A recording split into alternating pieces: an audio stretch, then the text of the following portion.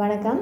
இன்றைக்கி நம்ம பார்க்க போகிறது என்னென்னா, தேங்காய் பால் வச்சு காடை வறுவல் ஈஸியான மெத்தடில் எப்படி செய்கிறதுன்னு பார்க்கலாம். இப்போ நம்ம செய்ய போகிற இந்த தேங்காய் பால் காடை வறுவல் வந்து சாதத்துக்கு வச்சு சாப்பிட்றதுக்கு தான் ரொம்ப நல்லாயிருக்கும். அடுத்த வீடியோவில் ஆப்பத்துக்கு தேங்காய் பாலும் காடைக்கறியும் கலந்து எப்படி செய்கிறதுன்னு பார்க்கலாம். சரி, இப்போது தேங்காய் பால் காடை வறுவல் செய்ய ஆரம்பிக்கலாம். முதல்ல காடைக்கறியெல்லாம் சுத்தம் பண்ணி எடுத்து வச்சுக்கலாம். அப்புறம் தேங்காய் பால் எடுத்து வச்சுக்கோங்க.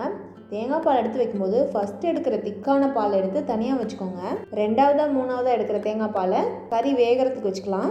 ஆனால் ஃபஸ்ட்டு எடுக்கிற திக்கான தேங்காய் பால் வந்து கடைசியாக சேர்க்கறதுக்கு வச்சுக்கலாம்.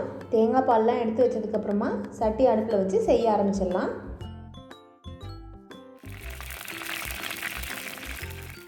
இதுக்கு சின்ன வெங்காயம் சேர்த்துக்கோங்க. ஏன்னா தேங்காய் பாலில் தான் வேக வைக்க போகிறோம். அதனால் பெரிய வெங்காயம்லாம் போட்டோம்னா கொஞ்சம் இனிச்ச மாதிரி இருக்கும். அதனால் சின்ன வெங்காயம் சேர்த்துக்கிட்டோம்னா தான் டேஸ்ட்டு நல்லாயிருக்கும்.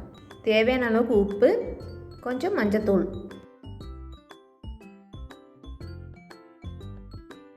இஞ்சி பூண்டு விழுது 1 ஸ்பூன் சேர்த்துக்கலாம்.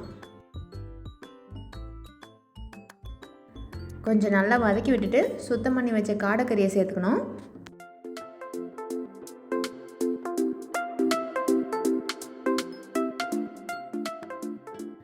இதெல்லாம் நல்லா கலந்து விட்டு மூடி வச்சு ஒரு 5 நிமிஷம் தீயை மீடியம் ஃப்ளேமில் வச்சிடலாம்.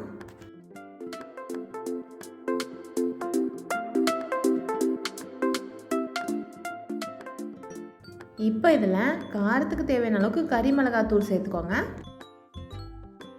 மிளகாத்தூளை கறியோடு நல்லா கலந்து விட்டுட்டு தேங்காய் பால் ஊற்றிக்கலாம். அதாவது 2வது 3வது எடுத்த தேங்காய் பால் இருக்கு இல்லையா, அதை ஊற்றிக்கலாம். ஃபஸ்ட்டு எடுத்த திக்கான தேங்காய் பாலை அப்படியே வச்சுக்கோங்க. தேங்காய் பால் ஊற்றி கலந்து விட்டுட்டு மூடி வச்சிடலாம். கறி நல்லா வேகட்டும். சட்டியில் வைக்கிறதுனால அடுப்பை ரொம்ப ஓவர் ஃப்ளேமில் வைக்காமல் கொஞ்சம் நார்மலாக மீடியம் ஃப்ளேமில் இருக்கட்டும்.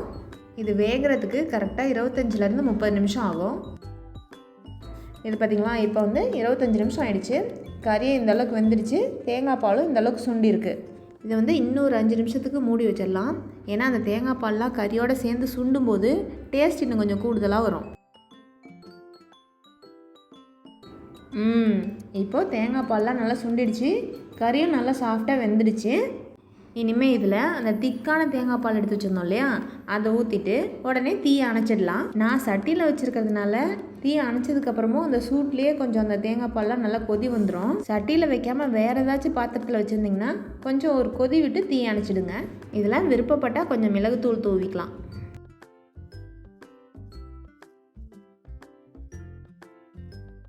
அவ்வளோதான். ரொம்பவே சுலபமான முறையில் தேங்காய் பால் வச்சு ஒரு காடை வறுவல் ரெடி பண்ணியாச்சு. இனிமேல் இதை சாதத்தோடு வச்சு சாப்பிடலாம்.